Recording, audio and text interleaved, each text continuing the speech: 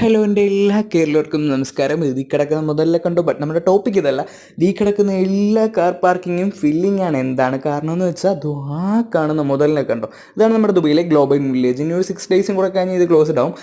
സംഭവം ദൂരെ നിന്ന് നോക്കുമ്പോൾ നമുക്ക് കുറേ ഗോപുരങ്ങൾ, കുറേ ലൈറ്റുകൾ, ബട്ട് അതൊന്നുമല്ല. നമുക്ക് അങ്ങോട്ട് പോകാം. അതിനുവേണ്ടി ഞാൻ സജസ്റ്റ് ചെയ്തത് നമ്മുടെ സൈക്കിൾ റിക്ഷയാണ്.